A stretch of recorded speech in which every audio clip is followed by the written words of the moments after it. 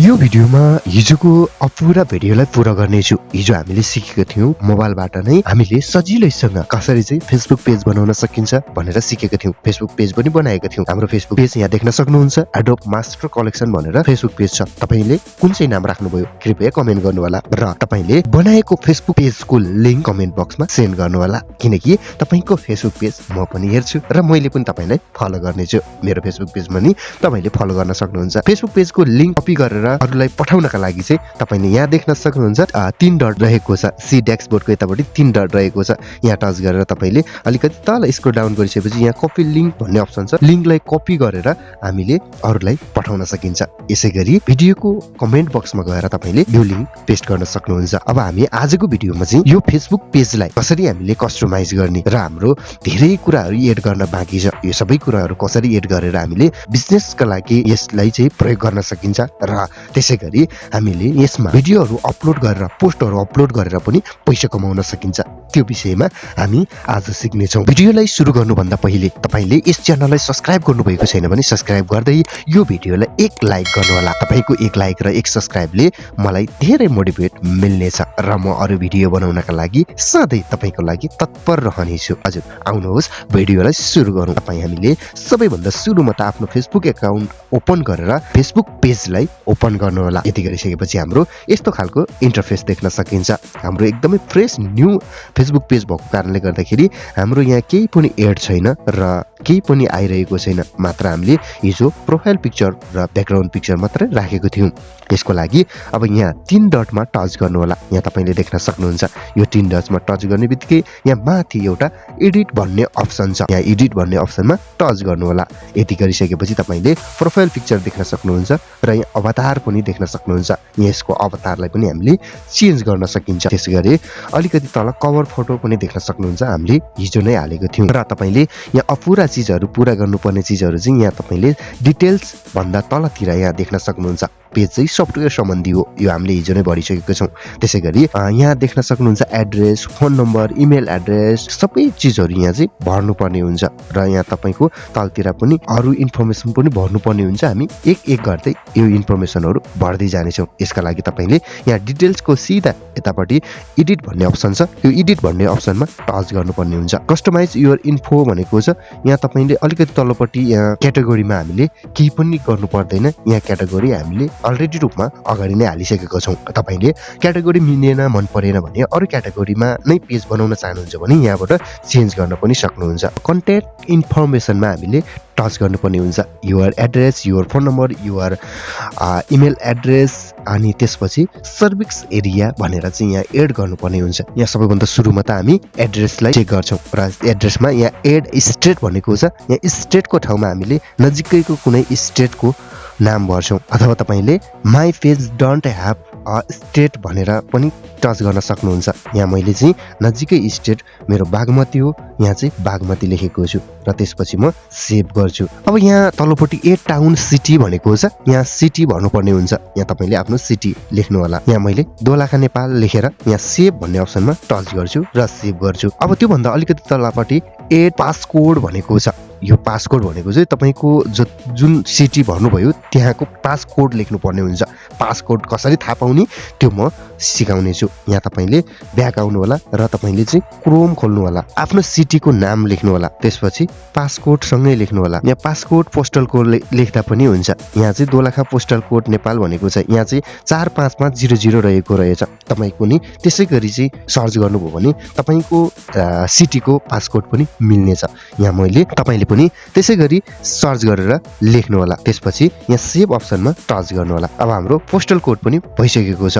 अनि त्यसपछि अब एड म्याप लोकेसन भनेको छ। हामीले म्याप लोकेसन पनि राख्न सक्छौं। अब मैले यहाँ म्याप लोकेसन चाहिँ यहाँ सेभ गर्छु। आफैले लोकेसन दिन्छ र म्याप लोकेसन पनि यहाँ सेभ हुन्छ। अब हामीले यो चीजहरू लोकेसनहरू भरिसकेपछि हामी यहाँ सेभमा टच गर्छौं। यति गरिसकेपछि हाम्रो एउटा चीज डन भइसकेको छ। यतापट्टि नीलो टिक पनि आइसकेको छ। अब एड फोन नम्बरमा टच गर्छौं। यति गरिसके एड फोन नम्बरमा टच गरिसकेपछि यहाँ एउटा बक्स खोल्छ। यो बक्समा चाहिँ हामीले फोन नम्बर राख्नुपर्ने हुन्छ। राख्दाखेरि अगाडि आफ्नो देशको कोड नम्बर राख्नु होला।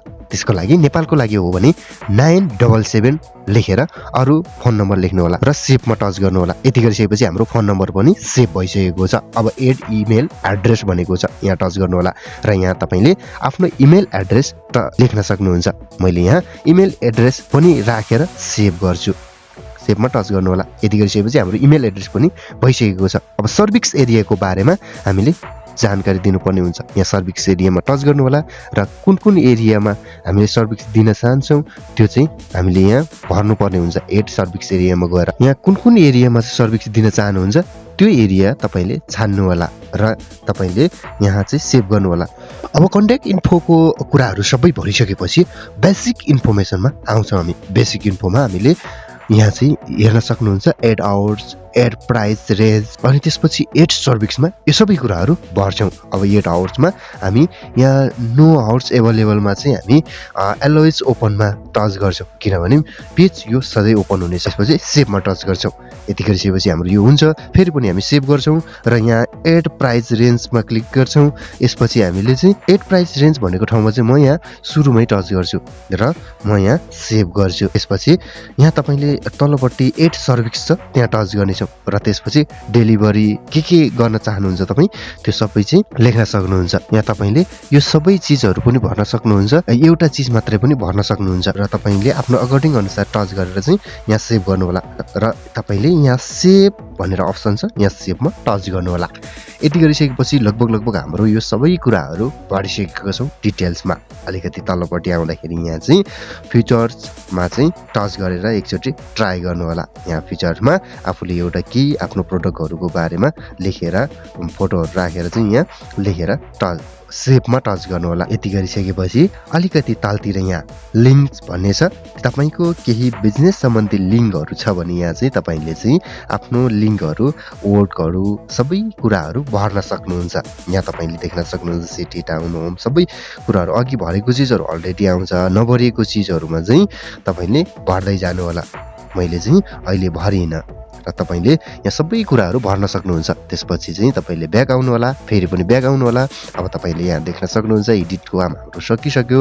एड एक्सन बटनमा क्लिक गर्नु होला तल्लोपट्टि। तपाईले एक्सन बटनमा क्लिक गर्ने बित्तिकै यहाँ चाहिँ मेसेज भन्ने अप्सन छ यसलाई रिमुभ गर्नु होला र एडिट बटनमा टच गर्नु होला। यति गरिसकेपछि तपाईको जुन चाहिँ पोस्टहरू देख्छ त्यो पोस्टहरू मार्फत चाहिँ कस्टमरहरूले कसरी तपाईले कन्ट्याक्ट गर्न सकिन्छ त तपाईले यतिकै छोड्न पनि सक्नुहुन्छ। अथवा चाहिँ तपाईले मेसेजबाट तपाईले कन्ट्याक्ट गर्ने हो कि कलबाट कन्ट्याक्ट गर्ने कि इमेलबाट कन्ट्याक्ट गर्ने हो कि तपाईलाई यसरी चाहिँ कन्ट्याक्ट गर्ने इन्फर्मेसन आउन सक्छ। यहाँ चाहिँ सेन्ड वाट्सएप मेसेज भन्ने अप्सनमा टच गर्छु र कनेक्ट वाट्सएप गर्छु। म चाहिँ यहाँ वाट्सएप नम्बर राख्छु। यहाँ चाहिँ सुरुमा हामीले नेपालको कोड नम्बर छान्नु पर्ने हुन्छ। यहाँ चाहिँ नेपालको कोड नम्बर राखेर यहाँ कन्ट्याक्ट नम्बर राख्छु। आफ्नो कन्ट्याक्ट नम्बर राखिसकेपछि जस्तै वाट्सएपमा हाम्रो कन्ट्याक्ट नम्बर जुन चाहिँ छ त्यही राख्नुपर्ने हुन्छ। यहाँ सेन्ड कोडमा टच गर्छु र आफ्नो वाट्सएपमा चाहिँ एउटा कोड जानेछ। यहाँ तपाईको अगाडि नै देख्न सक्नुहुन्छ हाम्रो कोड पनि आइसकेको छ। यहाँ चाहिँ कपी गरेर यहाँ पेस्ट गर्छु। वाट्सएप एकाउन्ट कसरी बनाउने, वाट्सएप मनी च्यानल कसरी बनाउने भन्ने कुराहरूको भिडियो मैले बनाइसकेको छु। च्यानलमा गएर हेर्न सक्नुहुन्छ। यहाँ भेरिफाई कोडमा टच गर्छु। भेरिफाई कोडमा टच गरिसकेपछि हाम्रो यो वाट्सएप अकाउन्ट चाहिँ यो पेजसँग जोइन हुन्छ र हाम्रो सक्सेसफुल भइसकेको छ। अब हामी एकचोटि यता आउँछौँ र त्यसपछि आर्चिभ भन्ने छ, यहाँ भ्यू भन्ने छ, यो चाहिँ हेर्न सक्छौँ। आर्चिभमा हाम्रो कतिजना मान्छेहरूलाई राखेका छौँ त्यो पनि एडिट गरेर राख्न सक्छौँ। त्यसपछि हामीले यतापट्टि यहाँ भ्यू एजमा क्लिक गरेर चाहिँ हाम्रो यो पेज चाहिँ कस्टमरहरू अरू मान्छेहरूले कस्तो देखिन्छ त्यसरी चाहिँ हेर्न सकिन्छ। यहाँ लाइक भन्ने अप्सन छ। यहाँ लाइक भन्ने अप्सनमा चाहिँ हामीले अप्सनहरू चेन्ज गर्न पनि सकिन्छ, फलो पनि राख्न सकिन्छ। अब त्यसै गरी हाम्रो यहाँ चाहिँ देख्न सकिन्छ म्यानेज पोस्ट पनि म्यानेज गर्न सकिन्छ हैन। अनि त्यसै गरी रिभ्यू पोस्ट ट्यागहरू पनि म्यानेज गर्न सकिन्छ। प्राइभेसी सेटिङ पनि जान्छौँ हामी।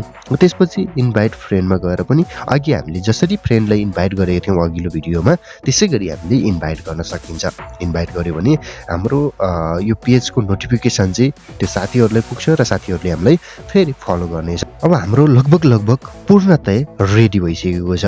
अब यहाँ तपाईले देख्न सक्नुहुन्छ सी डैशबोर्ड, त्यहाँ टच गरेर एकचोटी तपाईले डैशबोर्डमा हेर्न सक्नुहुन्छ। यसो गरिसकेपछि हाम्रो सुरुमा हामीले यहाँ वेलकमको एउटा आउँछ, त्यसपछि गेट स्टार्टेडमा टच गर्नुपर्ने हुन्छ। यति गरिसकेपछि हाम्रो ग्रो कसरी भइरहेको छ, रेन्ज कति पुगिरहेको छ, यहाँ सबै डिटेल्सहरु देखाउनेछ। र त्यसपछि अलिकति तलतिर आइसकेपछि यहाँ मोनेटाइजेसन भन्ने अप्सन छ। यो मोनेटाइजेसन भन्ने अप्सन ओपन गर्नुपर्ने हुन्छ। त्यसपछि तपाईले छोटो भिडियोहरु हाल्नुहोस्, लामो भिडियोहरु हाल्नुहोस्, सबै गर्दाखेरि यहाँबाट पैसा आउँछ। त्यसको लागि चाहिँ केही क्राइटेरियाहरु हुन्छ। अब जस्तै तपाईले स्टार्टबाट पैसा कमाउनका लागि यसरी चाहिँ स्टार्ट जुन चाहिँ छोटो भिडियोबाट स्टार्टबाट गिफ्टहरुबाट पैसा कमाउनका लागि चाहिँ ओपन हुनका लागि चाहिँ पहिला को भन्दा अहिले केही सजिलो छ। 500 फलोअर्स क्रस हुनुपर्ने हुन्छ र अरु केही क्राइटेरियाहरु पूरा हुनुपर्ने हुन्छ। त्यसपछि तपाईले चाहिँ यसरी गिफ्टबाट पनि पैसा कमाउन सकिन्छ। जसरी तपाईले टिकटकबाट कमाउनु भएको छ र एड रिल्सको एडबाट पनि पैसा कमाउन सकिन्छ। त्यसको लागि पनि तपाईले केही क्राइटेरियाहरु पूरा गर्नुपर्ने हुन्छ, एलिजिबल हुनुपर्ने हुन्छ र बोनसबाट कमाउन सक्नुहुन्छ। लाइभ एड, लाइभ बसेर त्यो त्यहाँको एडबाट पैसा कमाउन सक्नुहुन्छ। इन स्ट्रिम एडबाट पैसा कमाउन सक्नुहुन्छ। सब्स्क्रिप्सनबाट पैसा कमाउन सकिन्छ। यसरी धेरै क्याटेगोरीबाट चाहिँ तपाईले पैसा पनि कमाउन सकिन्छ। अब हाम्रो त अहिले नयाँ हो, फ्रेश हो, त्यसपछि सबैमा चाबी लगेको छ र तपाईको च्यानल, तपाईको पेज चाहिँ पुरानो हुँदै गयो, तपाईको पेजमा लाइकहरु बढ्दै गयो, भ्युजहरु बढ्दै गयो भने चाहिँ तपाईको यो सबै चीजहरु ओपन हुनेछ र तपाईको पेजबाट पैसा कमाउन सकिन्छ। हजुर, अब हामीले यो पेजलाई चाहिँ विभिन्न तरिकाबाट चाहिँ ग्रोथ गराउन सकिन्छ। तपाई चाहिँ पहिला टिकटकमा पोक्त हुनुहुन्थ्यो, अब चाहिँ टिकटक बन्द भइसकेपछि तपाईले यो पेजमा पेज बनाएर, आफ्नो पेज बनाएर पेजमा चाहिँ छोटो रिल्सहरु बनाएर है, छोटो भिडियोहरु बनाएर टिकटकको जस्तै भिडियोहरु बनाएर चाहिँ भाइरल हुनुभयो भने पनि तपाईले सजिलोसँग चाहिँ पैसा कमाउन सकिन्छ।